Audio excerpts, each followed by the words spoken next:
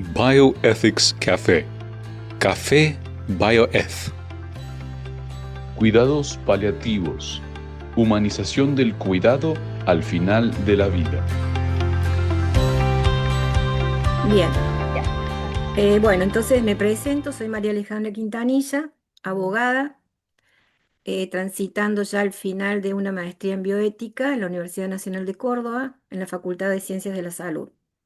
Y el tema que hoy me convoca y que me interesa desde la perspectiva de familiar de paciente, general, o sea, es la mirada de la humanización del cuidado al final de la vida, tomando como modelo a los cuidados paliativos.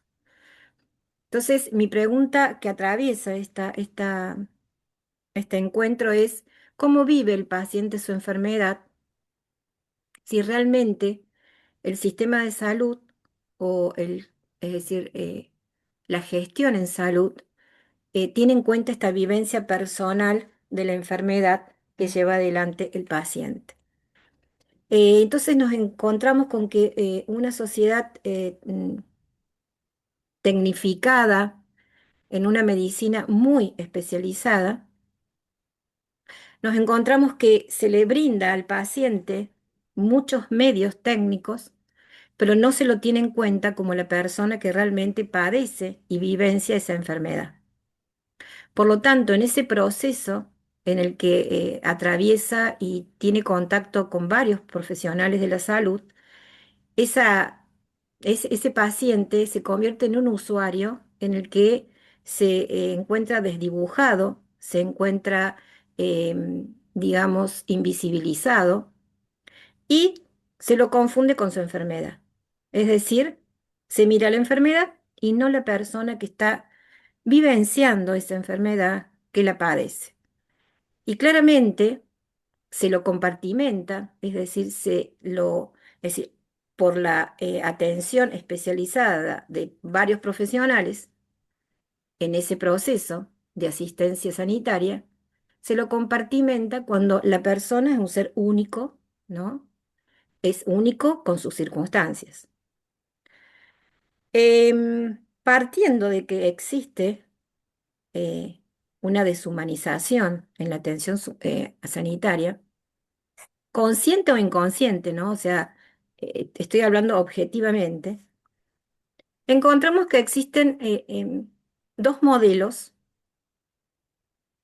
uno que es el paternalista, que se ha escrito mucho, se ha hablado mucho de este modelo, en algunos casos se ha superado o se tiende a superar, en otros casos no, en donde efectivamente el profesional de la salud, el médico, toma decisiones entendiendo que es para el cuidado de la persona, pero sin darle participación al paciente, eh, es decir, sin pedirle la opinión del acto médico sobre su persona. Pero tenemos el otro modelo autonomista. Ambos modelos llevados al extremo nos lleva a una deshumanización y a una despersonalización. Pero ¿qué ocurre con el otro modelo, el autonomista? Presupone una autosuficiencia de conocimientos por parte del paciente, cuando en realidad lo que está padeciendo ese paciente es un sufrimiento, o por la enfermedad o por miedo a tenerla. Entonces, inclusive, si el paciente es un profesional de la salud, no lo exime de esta necesidad de orientación y ayuda, de esta relación deliberativa, consultiva con los profesionales. Es decir, que en este modelo autonomista llevado al extremo, decirle al paciente, usted es el que decide, sin tener esta relación deliberativa o consultiva, esta orientación que necesita, también despersonaliza, también deshumaniza. Cuando hablamos de la atención sanitaria, esta se legitima a través de la humanización. Y para ello, en mi caso, son importantes palabras como el origen, su etiología, ¿no? En este caso, respeto deriva de respectus, significa atención, consideración, miramiento. proviene del verbo respicere o respetare, donde re significa hacia atrás, volver, volver hacia atrás y apetare, mirar. Volver a tender, volver a mirar, miramiento, atención. Lo que sucede es que a veces no hay tiempo para eso, no hay tiempo para volver a mirar, volver a atender. Entonces, podemos decir que la atención sanitaria como atención eh, no mira atentamente, como atención no mira atentamente. Y como sanitaria no pone a la persona como centro del cuidado, como aquella que vivencia la enfermedad.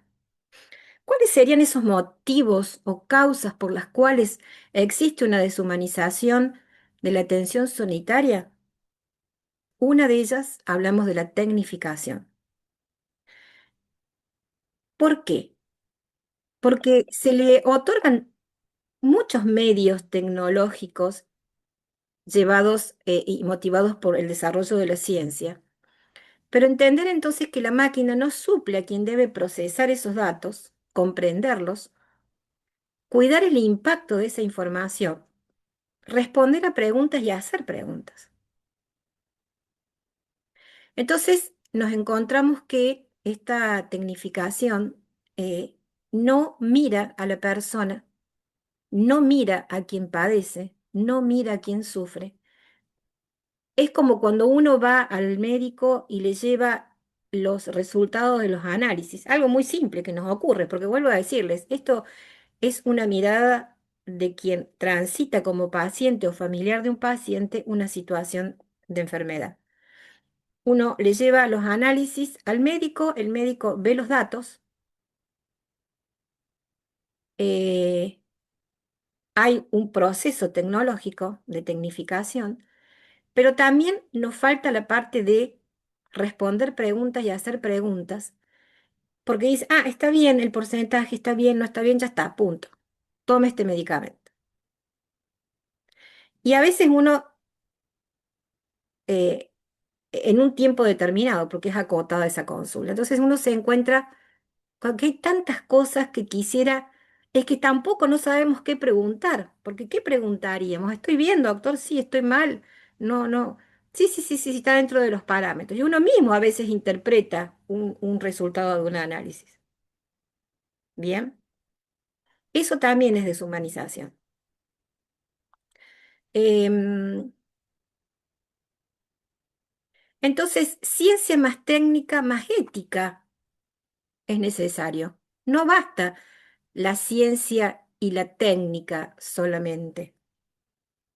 Necesitamos la ética, que es justamente aquella que tiene que intervenir sí o sí en toda actividad en la que está presente el hombre, la persona. Bien. Y siguiendo lo que decía Kant, por ejemplo, él decía, las cosas tienen precios y las personas tienen dignidad, donde el precio no se puede equiparar a valor, porque el precio es cuantificable y el valor es virtud, es dignidad, por ejemplo. Entonces, uno puede aumentar precios, aumentar recursos, pero no significa que aumente la dignidad de la persona. Y es lo que estamos viviendo hoy en el sistema sanitario, ¿no? Además de la tecnificación, nos encontramos que em, eh, existe lo que se llama el compartimentar al paciente,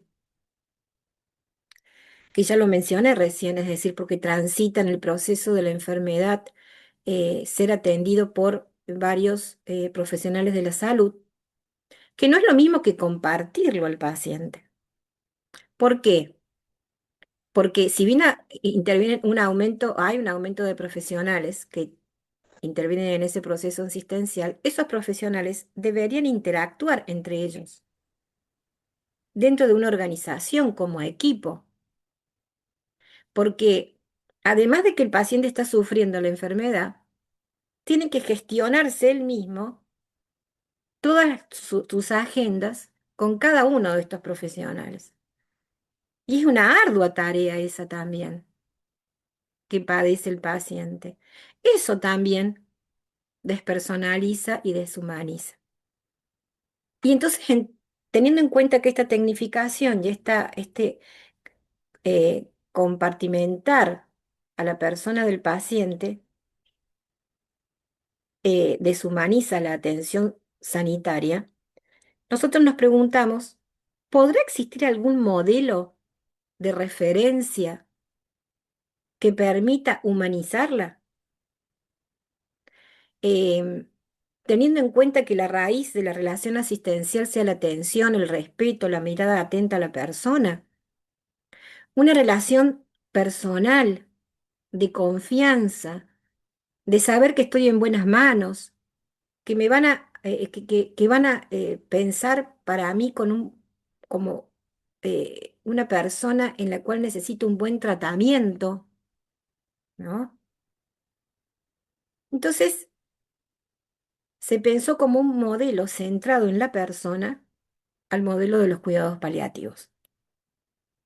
Eso no quita que si bien lo tenemos como modelo de los cuidados paliativos, estos se tengan que aplicar, pensar nada más que si yo lo quiero extender a este modelo al resto de la atención sanitaria, tengo que pensar que esos pacientes solamente son, o sea, la atención sanitaria se va a ocupar de los pacientes al final de la vida. No, no, no, para nada, de eso se ocupan los cuidados paliativos.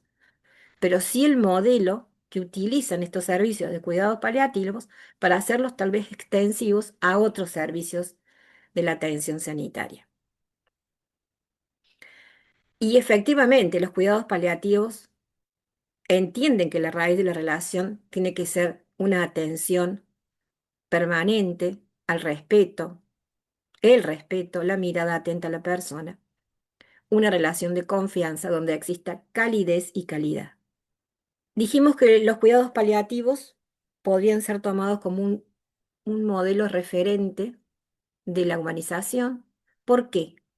Porque es un modelo centrado en la persona del paciente, donde eh, el paciente es considerado en sí mismo un fin, él y sus circunstancias, donde el paciente marca cómo debe ser la atención, por lo tanto, los protocolos o planes de trabajo no pueden ser inamovibles, sino que deben ser flexibles.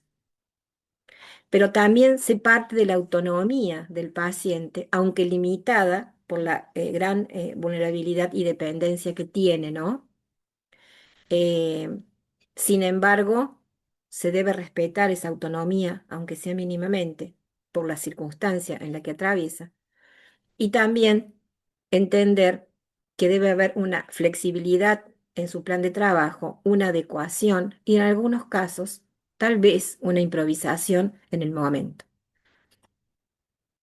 Y vamos a ver los distintos aspectos por los cuales sí los cuidados paliativos constituyen un modelo de humanización. Centran la atención de la persona desde la integridad y sus dimensiones. Es decir, buscan un cuidado eh, que integra las dimensiones psicofísicas sociales del paciente, ¿no? No lo atienden de manera separada. Tampoco atienden solamente la enfermedad, lo psicofísico, sino también lo emocional. Esa es la importancia que radica en el cuidado paliativo, ¿no? Del profesional. Em, Porque ¿de qué manera lo psicofísico? Y bueno, eh, lo físico a través, que se representa a través del dolor y que nos lleva a las dosis, por ejemplo, de calmantes, de morfina, a cambios posturales, a ser atendidas por masajes a la persona, em, pero también tenemos otros aspectos que son los espirituales de la persona, la dimensión espiritual. Porque una persona que está frente al final de su vida, ¿m? Eh, se hace preguntas y se cuestiona el sentido de esa vida, donde se atraviesa, es decir, se va de lo racional a lo trascendental en ese cuestionamiento. ¿Por qué a mí? ¿Cuánto tiempo me queda de vida? Realidades que se viven. Entonces, los cuidados paliativos tienen como fin atender a la persona, pero para estabilizarla en ese momento tan difícil que debe atravesar. Em, Donde la muerte, estar frente a la muerte, trastoca a la persona, la desordena, la hace tambalear, y entonces surge como una herramienta importantísima las conversaciones. Esas conversaciones que a veces pueden ser silencios, pueden ser tal vez otras herramientas como puede ser la música, la luminosidad, em, un tomar de la mano. Entonces, también es importante eso tenerlo en cuenta dentro de lo que es lo que realiza el servicio de cuidados paliativos y que se puede llegar a extender en otras áreas de la atención sanitaria. Em, pero esto no se queda allí todavía, sino que va un poquito más allá, porque dijimos que la persona es esta unidad psicofísica, emocional, espiritual. Y aquí sí quiero hacer un detalle. No podemos, debemos distinguir espiritualidad y religiosidad, que ese es un tema que lo dejamos para otra oportunidad si es que se da, porque no es lo mismo. Acá hablamos de la espiritualidad, de la trascendencia, de la relación trascendental de la persona, en la que el paciente llega a preguntar y el profesional que está inmerso en esa conversación va a tener que estar preparado para responder, para aliviar, para estabilizar. ¿M? Pero también los cuidados paliativos atienden el entorno, al allegado, a los allegados, a los familiares, donde son un sostén para el paciente y es muy importante que se produzca esta vinculación, aunque a veces puede ser compleja, ¿no? Eh, Porque a veces no existe esa vinculación familiar. Y aún existiendo esa vinculación familiar, se viven momentos muy dolorosos para los familiares. A veces la negación, la ira, el miedo. Y donde vuelvo a insistir, es importante una comunicación en la que se debe preparar el profesional, porque en esa comunicación existen lo que se llaman las dosis de verdad. ¿Cuánta verdad debo decirle al paciente? ¿Cuánta verdad debo decirle a la familia? Y ustedes me van a decir, no sé si hay acá presente un profesional de la salud, pero eh, yo no lo soy, o sea que sería bueno. Pero ¿se le dice todo al paciente sobre su realidad? ¿Se le dice todo al paciente o a la familia? Porque cuando en uno de los aspectos nosotros habíamos dicho que el cuidado paliativo se centraba en la integridad del paciente, tomado en su pluridimensional, dimensionalidad. Pero ¿cómo se logra esa integración? ¿Cómo se logra cuidar al paciente, atender al paciente en su integridad. Hemos visto, es decir, cómo el profesional debe mirar al paciente y a sus circunstancias biopsíquicas y físicas, emocionales, espirituales, pero también cómo debe actuar desde su organización, es decir, para que se logre esa integridad. Y debe actuar en coordinación con otros profesionales. Eh, Profesionales en donde puede existir una relación de delegación, de interacción, de interdependencia. Con los demás profesionales, acá me he confundido, bueno, después lo voy a cambiar. Esto es motivo de que me quedé recién, en el comienzo de la conferencia dije que se me rompió la computadora con todos mis archivos, perdiendo. Em, entonces, allí nos encontramos que no puede actuar solo porque el profesional en el servicio de cuidados paliativos que actúa en forma autónoma pierde esa perspectiva eh, de cuidado y de complejidad que tiene cada caso. Entonces se va a relacionar con enfermeros, con psicólogos, psiquiatras, con trabajadores sociales, con nutricionistas, para dar un ejemplo, ¿no? Y siempre mirando que cada plan que se elabore debe ser flexible, adecuado a cada caso en particular. Los cuidados paliativos también constituyen una red de contención. ¿Pero para qué? Para llegar a tiempo,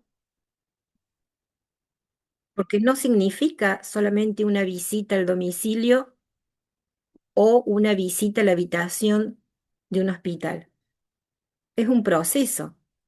Y una de las preguntas que no voy a transitar ahora, pero ¿a partir de cuándo se necesita un servicio de cuidados paliativos? ¿Cuando ya la persona está en una situación de debilidad extrema o antes? Bueno, yo creo que antes, y yo creo que varias personas profesionales sostenemos lo mismo. Yo creo que desde un diagnóstico ya tendrían que estar presentes los cuidados paliativos. Ahora, dice estar presente y llegar a tiempo.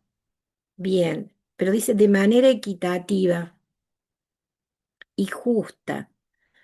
De manera equitativa porque, bueno, como abogada conozco las leyes y en principio las leyes, bueno, hoy en Argentina, desde el año 2022, tenemos una ley de cuidados paliativos que por suerte incluye no solamente las enfermedades oncológicas, pero justamente la equidad tiene que ver con que no solo se incluya para un tipo de enfermedades, y que tampoco la regulación esté sujeta a grupos de presión con intereses políticos, ¿no? Debe ser una preocupación de la salud pública, tanto nacional como mundial, eh, que existan estos cuidados paliativos. Equitativa y justa porque la muerte nos iguala, pero la forma de morir no nos iguala, no es igual para todos.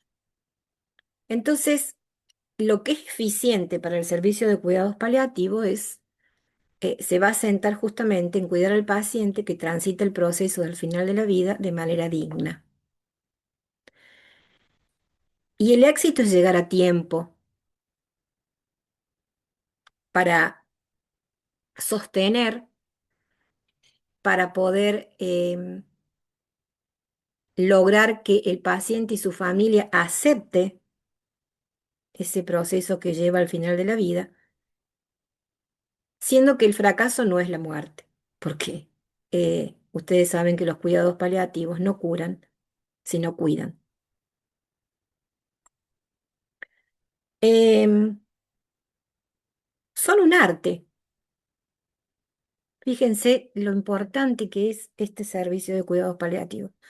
son un arte que llevan al diálogo. Como todo arte, es una práctica que hay que llevarla a cabo, ¿no? Pero también es una práctica originaria. El arte es originario.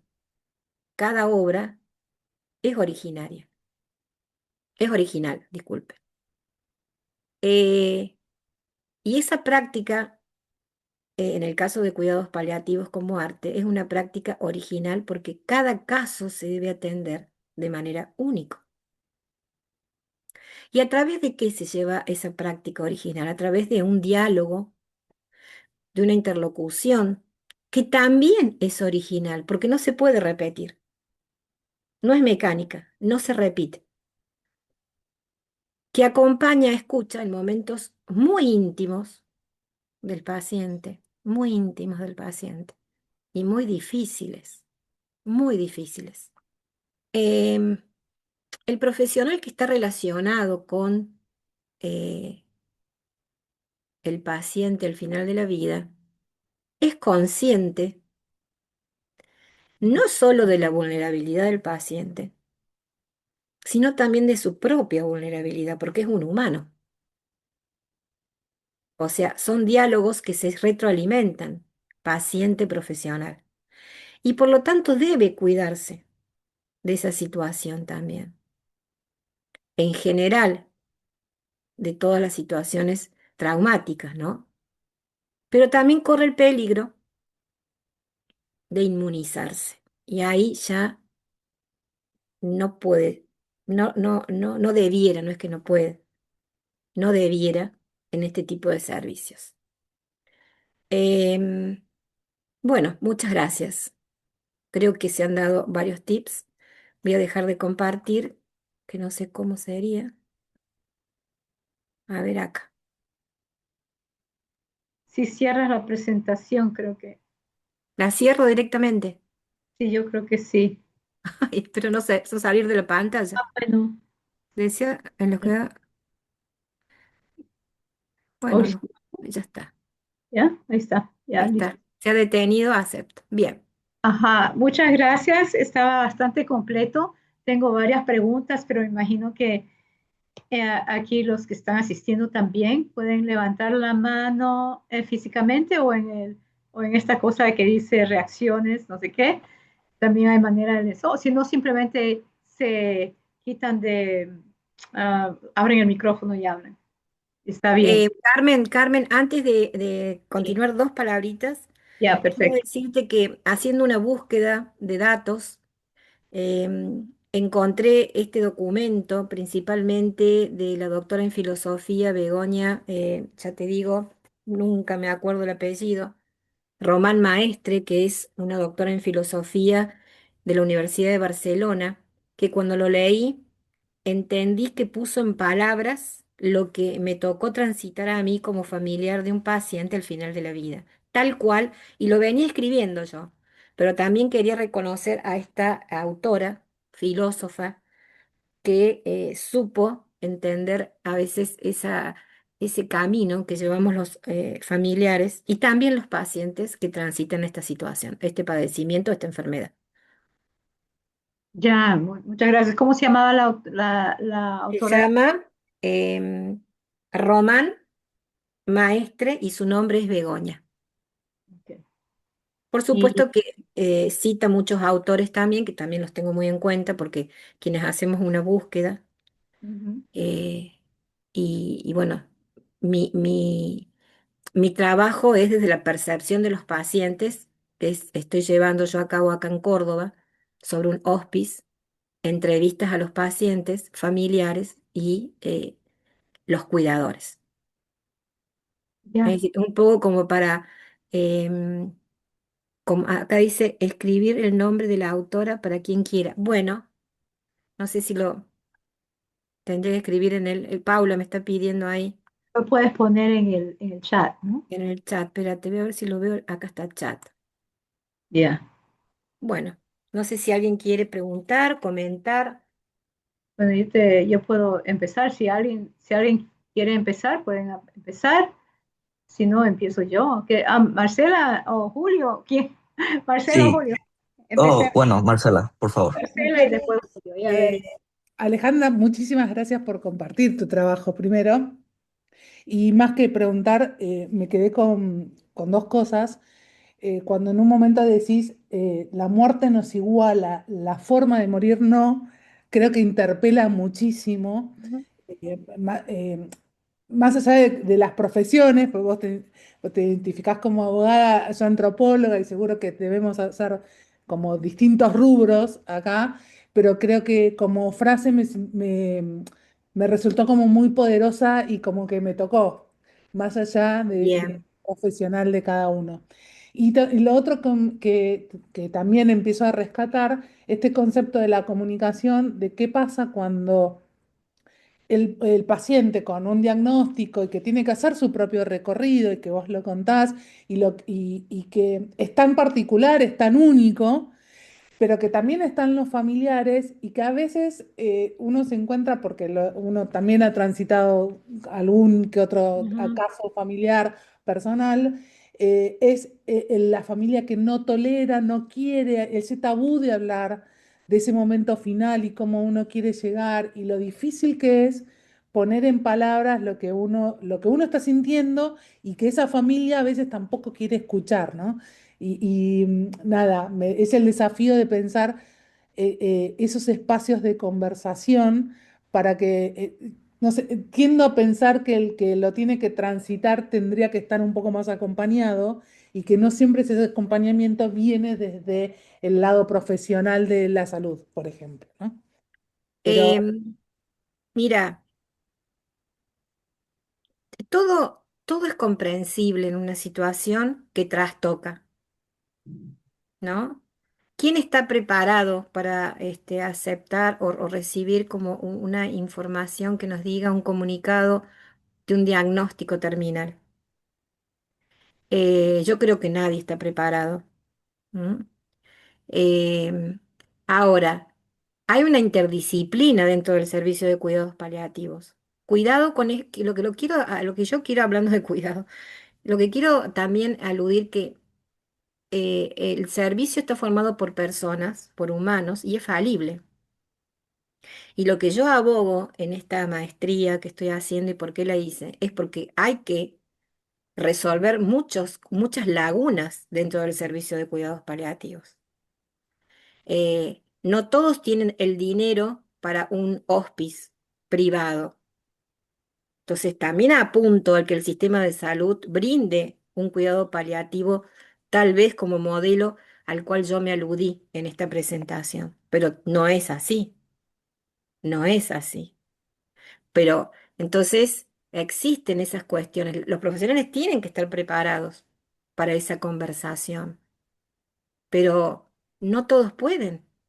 No todos en un sistema de salud tan, por lo menos lo que vivimos nosotros acá en Argentina, lo que vivimos en Latinoamérica, que ha llevado a que la bioética latinoamericana fuera una corriente nueva, diferente, o que venga a completar esa bioética principialista de Beauchamp Childress. Nosotros tenemos una realidad diferente aquí. No sé con quiénes estoy, no sé si, de dónde sos, discúlpame, tu nombre es Marcela, de Argentina, Marcela. de Buenos Aires. Ah, bueno. Entonces vos sabés lo que estamos transitando nosotros aquí. Entonces, donde no se mira al paciente sino como un usuario, claramente, como un consumidor, forma parte de lo que es lo que hacemos derecho, un derecho del consumidor. Entonces, O incluso, y perdón que te interrumpa, por lo menos acá es muy común que si tenés alguna enfermedad un poco rara, vos pasás a sí, hacer patología. sí. O sea, tenemos, comenzamos con los amparos de salud porque no tenemos la práctica para una enfermedad poco frecuente, porque no tenemos un medicamento de alto costo. O sea, es difícil. Entonces, se lo mira a la persona que está al final de la vida casi como un muerto. Así te lo digo. Así. Es fríamente lo que te digo, ¿no? Lo que digo. Pero ¿para qué? ¿Con qué fin? quiero, Es, sí. así. Quisiera pasar a donde Julio porque tenía una pregunta. A ver si Bien. podemos escuchar. Ya. Julio, tenías una pregunta. Sí, sí, hola María, muchas gracias. Yo voy a empezar como un clínico ético en Nueva York este agosto y los cuidados paliativos aquí, pues se dice, es diferente. Aquí, pues todavía no es al final de la vida. Así que estaba viendo una de las cosas, sí, verificando, pero eso no es mi pregunta. No sé si has escuchado, de la mirada médica, es algo que dijiste al principio, de Michel Foucault. No sé si has, leído sus trabajos, porque no se enseña, la verdad, tanto en escuelas de medicina ni en programas bioéticos aquí. Y él dice que para salirnos de la mirada médica, tenemos que cambiar el idioma totalmente. Y con eso yo quiero preguntarte si tú crees que debemos de entrenar más bioéticos o clínicos éticos que son doctores o partes del equipo de salud, o tener a personas separadas como tú, alguien que no está con el idioma como de la medicina y todo eso, para poder tener ese tipo de idioma o ese discurso más personalizado con el paciente.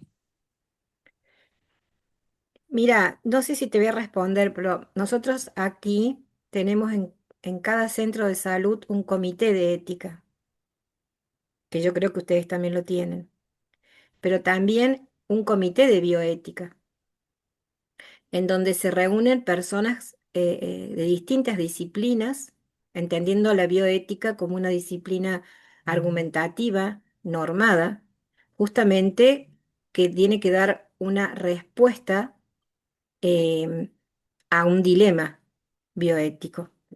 Entonces, y eso lleva una preparación, eso lleva una preparación. Y yo creo que los médicos no tienen que estar exentos de esa preparación. Eh, entonces, y cuando hablamos de una disciplina argumentativa, tiene que ver justamente con un método para argumentar y resolver estos dilemas. Y eso lleva mucha lectura, lleva eh, a hacer una mirada filosófica de lo que es el hombre, de sus creencias. No sé si con eso os estoy respondiendo. ¿Que hay que prepararse? Sí hay que prepararse. Y yo creo que la bioética se debe enseñar ya en los cursos de medicina en la universidad. Si podría yo comentar un poco, estando en Estados Unidos y siendo parte Sí, de la bioética clínica y también de los comités.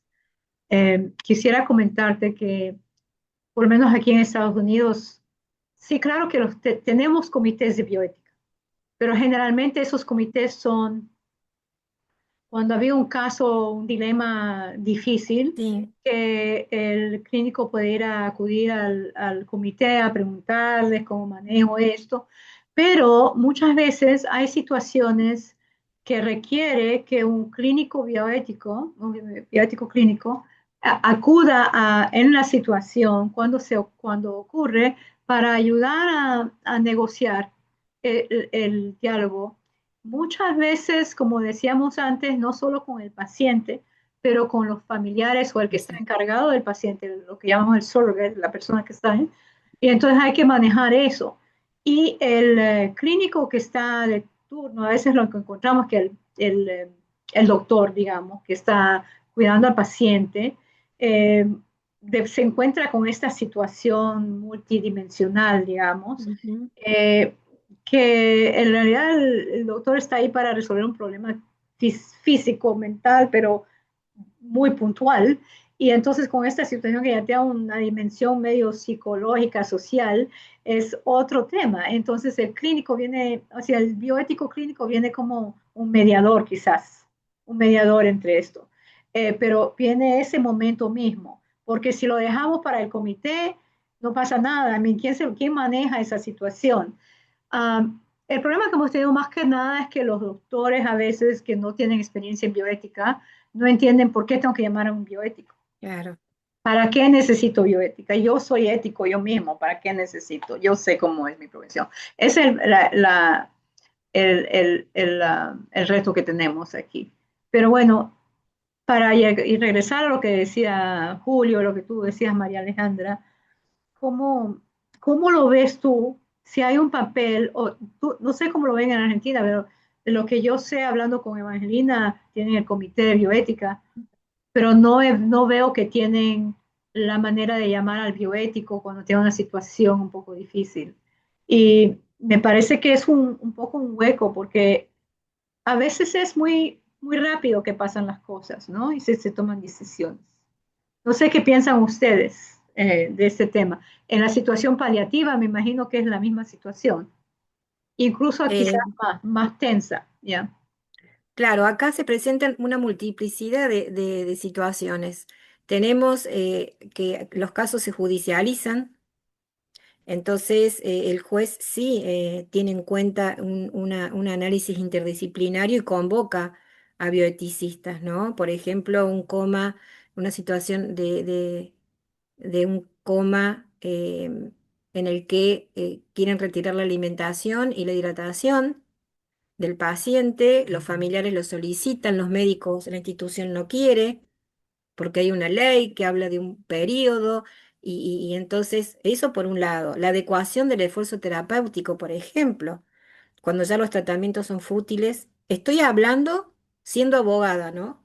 Les digo, o sea, entiendan si alguno es profesional de la salud em, y también situaciones en donde, por ejemplo, hay madres que tienen hijos mellizos y hay que decidir por uno.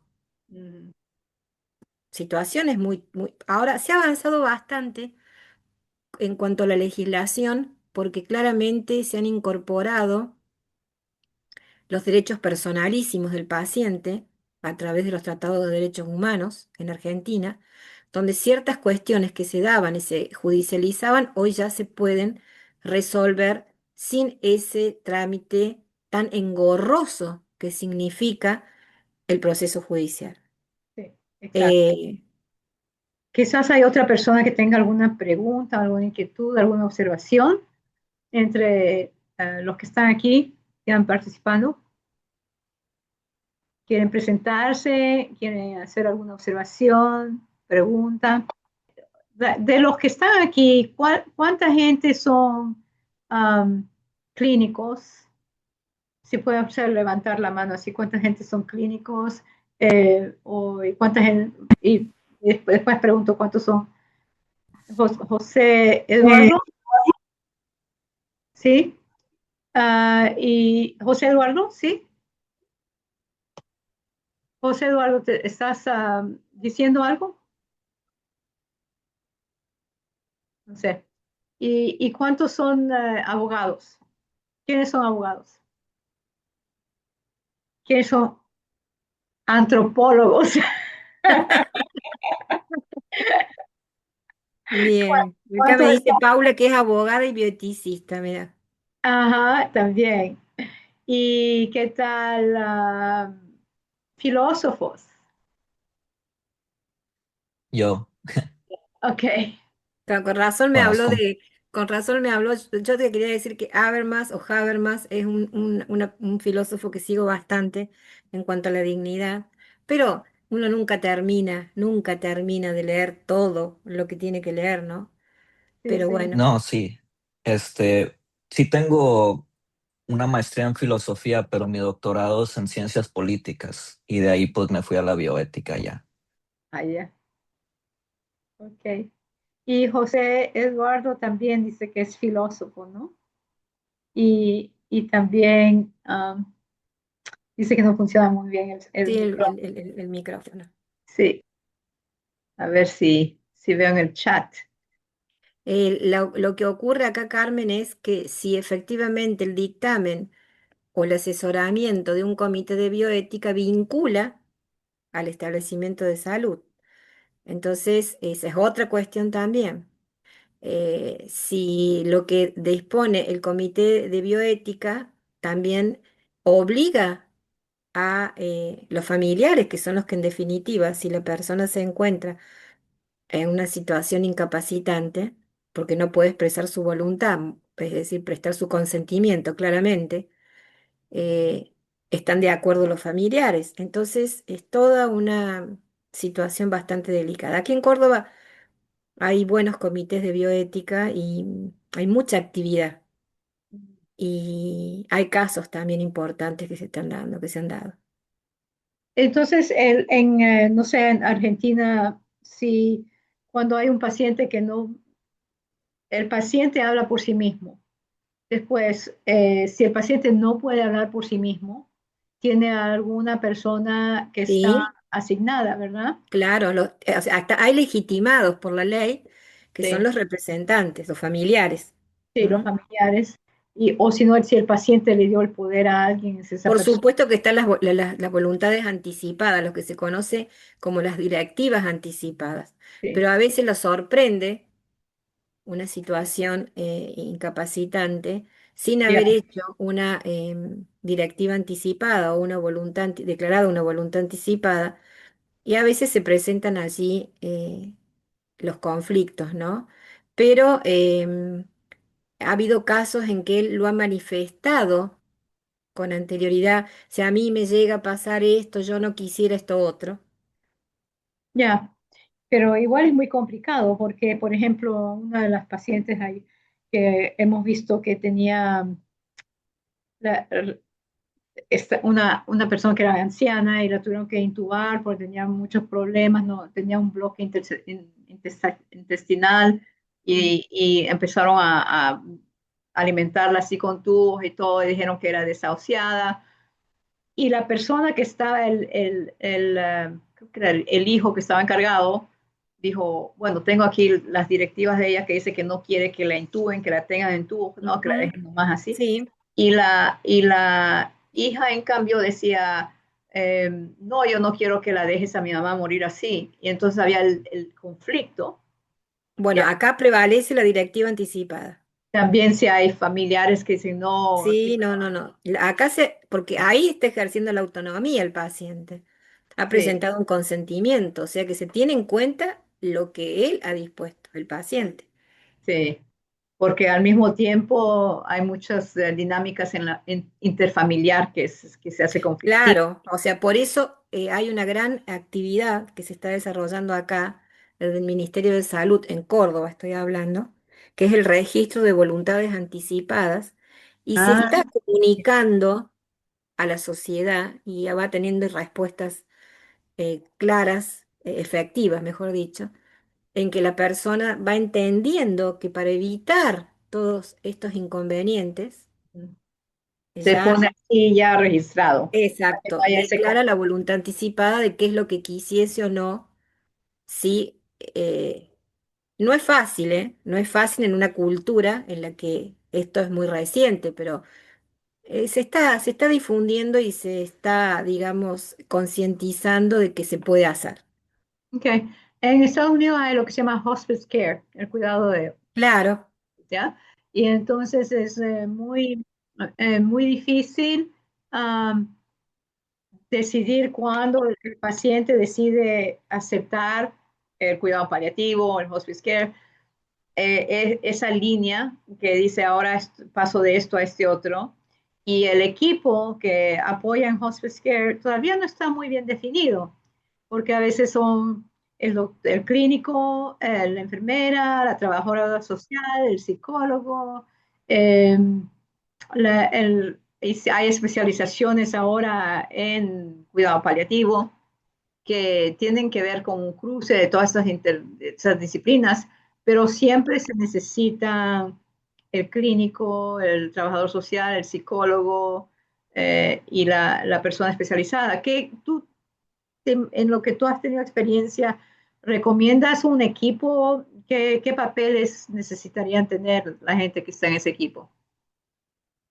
¿me estás hablando de los servicios de cuidados paliativos Sí, concretamente? Bueno, sí. yo, mi experiencia ha sido una experiencia muy muy triste, porque estoy hablando de mi esposo, claramente. Y el servicio de cuidados paliativos, primero que yo nunca tuve un asesoramiento por parte del médico que llevaba el caso, en el que me dijese, ya está en condiciones usted de solicitar la atención de, el cuidado de un cuidado paliativo. me costó mucho decodificar esto que te dije, o que dije, de transitar esta fragmentación o estos compartimentos como paciente, porque yo tenía que encontrarme con el nutricionista, con el oncólogo, con el clínico, y cada uno me daba un pronóstico, un diagnóstico en el cual yo tenía que decodificarlo e integrarlos, porque lógicamente el paciente está en otra situación emocional. Claro. Y entonces el servicio de cuidados paliativos que tenía el hospital este importante de Córdoba, recién conocí de él ya al final, claramente, y lo digo así con mucho dolor todavía, fue para una sedación paliativa, nada más. Entonces, por eso es tema de otro tal vez un encuentro o de escribir. ¿A partir de cuándo tiene que estar presente el servicio de cuidados paliativos? Ya, ¿A partir de tiene esa cuándo? línea de demarcación entre. Claro. Y yo creo que desde el diagnóstico mismo ya hay que acompañar al paciente y a la familia. Pero esto tiene que ver también dentro de lo que es una gestión pública, Ya, ¿no? Y también de una preparación. Y después viene lo que no quería tocar aquí, pero esa línea delgada entre lo que es, y que se ha escrito también mucho, no es algo novedoso, entre la sedación paliativa y lo que es la eutanasia. Yo estoy en este momento haciendo hincapié en los cuidados paliativos, claramente, ¿no? ujú, Que, vuelvo a decirles, no pueden estar presentes en un momento ya de tanta vulnerabilidad del paciente, de tanta dependencia, sino antes. Que sí lo hacen, tal vez estos hospice que son privados, por ejemplo, que sí los hacen, tal vez. Pero bueno, hay un gran desconocimiento de esta realidad. Por eso dije recién cuando me decía Marcela, la muerte nos iguala, pero el cómo, no. ya, sí, sí, sí, sí veo. Y es, Y esto es importante para la persona, porque no estamos hablando de personas solamente adultos mayores, estamos hablando de niños también, es decir, y se suma este aspecto espiritual que antes un poco no, pero que es importante incorporarlo, ¿no? Poder, es decir, he leído en ese aspecto bastante y cómo hay que prepararse para prestar ese acompañamiento. Y bueno, eso forma parte también del bienestar, del confort que tiene que recibir un paciente al final de la vida. claro, así es. Es una tarea muy importante y como Sí, decías, es para preservar la dignidad humana porque la muerte eh, es parte de la vida. Es exactamente, una experiencia que es parte de la vida y la razón por la cual no hemos logrado manejar este tema bien es porque tenemos miedo de enfrentar y mirar eso y aceptarlo como que es exact- parte del proceso de vida. exactamente, Incluso desafortunadamente hay gente que les toca más ser jóvenes, como incluso a niños, adolescentes, gente joven, que les toca por una razón o la otra alguna enfermedad que los acaba, pero es parte de la vida de todas maneras. Todavía es una cosa, hay una, hay una cosa buena en ese aspecto. exactamente. Y en eso también la filosofía, en la interdisciplina es importante que esté presente, que sepa, que puede acompañar lo espiritual, que vuelvo a decir que no es lo religioso, es decir, hay una línea muy delgada, pero Claro, sí, hay sí. diferencias, ¿no? Pero es Lo, eso. lo difícil que yo encuentro en todo esto es que si fuese solamente el paciente, lo puedes manejar, porque lo puedes decir, ok, el paciente tiene que llegar al punto que entiende, pero al mismo tiempo el paciente, estando en situación de fin de vida, tiene que Ujú. lidiar con las dinámicas de las familiares, que ellos mismos tienen el trastorno, de perder a alguien o dejar a alguien. Exacto. Yo me Es acuerdo complejo. Yo me acuerdo que con mi hermano, nunca me olvido, mi hermano tenía linfoma y al final se estaba muriendo, ya estaba, al fin, ya estaba en paliativo prácticamente. Y yo decía, yo con unas iras dentro, yo decía, pero ¿por qué me vas a dejar? Ya me han dejado Claro. mi mamá, mi papá, me vas a dejar tú. Y entonces él tomó una pauta, se quedó callado un momentito, se volteó y me miró, dijo, pobrecita Carmencita. Y no puedo olvidar. ¿Te das cuenta? Es así. Lo que Ajá, sucede es que, vuelvo a decirte, entendiendo que el servicio de cuidados paliativos ajá, cuida, no sí, cura, pero en ese cuidado saber que la persona está transitando ese proceso de una manera digna. ajá, sí, ¿Bien? sí, sí, sí. Y parte de eso es todo, Este, todas esas relaciones que uno tiene. exacto. Y saber que existe otra faceta, porque esa obstinación terapéutica a veces de los centros de salud, que a veces hay que frenar, Sí, ¿no? exacto, Que exacto. en mi caso también lo tuve que frenar. Es decir, saqué, no sé, no me digas de dónde saqué fuerzas y dije, hasta acá. Ajá, Porque si es por ello, querrían seguir haciendo todavía más tratamiento con quimioterapia. Y le digo, ya, ya. ¿me ¿Hasta entiende? O cuándo? sea, es todo una, pero hay que prepararse. Yo sostengo que esto nos atañe a todos, nos tenemos que preparar. Tenemos que, como bien dices vos, entender que la muerte es parte de la vida, que Sí, toda la vamos a transitar, pero lo importante es saber cómo la queremos transitar. sí, así Y es. en eso debemos prepararnos. Sí, Y debemos exigir, porque la función, la bioética en la función pública debe existir. sí, eso es O el sea, el reto que bioeticista tiene que protestar, sí, debe exigir, ¿no? No, es decir, tal vez en el momento mismo que nos toca o desde otra perspectiva, tal vez en estos encuentros que son tan buenos, sí. ¿no? Así que bueno. ¿No? Bueno, Carmen, no sé Ok, si muchas quieres. gracias. Muchas gracias por tu participación, por tu charla, lo que nos has compartido, muy importante. Y pues te agradezco mucho tu participación y No, ojalá puedan venir de nuevo. Nos reunimos todos los meses. ajá. Tenemos Evangelina, está organizando otra charla, ¿sí? Para él. ¿Nos quieres contar? Eh, ¿Puedes hablar? Estoy con un pro- Sí, Ya. estoy con un poquitos problemas de internet. Bueno, estuve escuchando a medias la charla, lamentablemente por estos problemas técnicos que suelo tener acá en Argentina, pero bueno, me pareció muy interesante tu charla.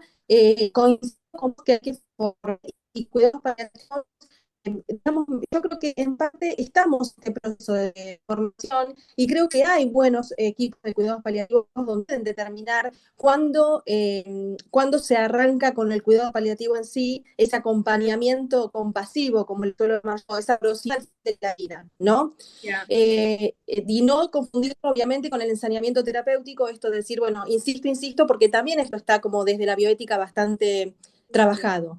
Lo que tenemos que Claro. hacer es que los profesionales de la salud y todo el equipo de salud que interviene interdisciplinario tengamos conocimiento de esto y sepamos cuándo, como dice bien María Alejandra, cuándo tenemos que continuar. Ya. Ya se nos fue. Se le cortó. Quería que nos diga, y no, como no me escuchó bien, tenemos una otra charla, creo que en 2 semanas, pero les voy a compartir por invitación a todos ustedes. Ahí Eh, volví, ahí volví. lo que quería decirte, Evangelina, es que yo estaba compartiéndoles que tú nos ibas a indicar cuándo es la próxima reunión, que va a ser creo que dentro de 2 semanas, ¿está correcto? ¿Cuándo es La la reunión próxima? es el próximo mes. Ajá, La próxima hora la tenemos el próximo mes. La fecha está a definirse, pero probablemente sea por esta fecha, para que ya, tengamos más o menos un tiempo para digerir toda la información que vamos considerando y ya. después involucrarnos en otra temática distinta.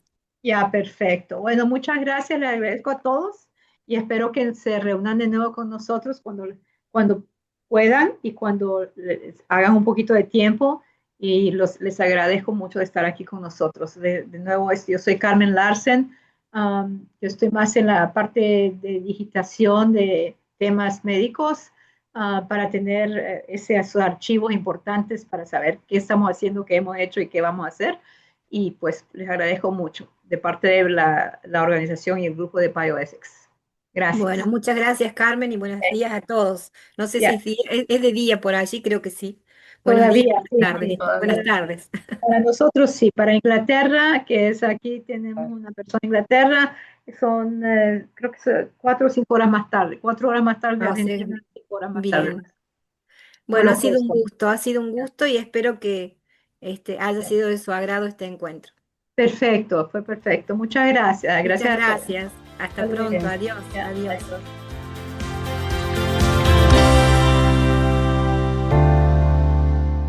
Bioethics Café. Café Bioeth.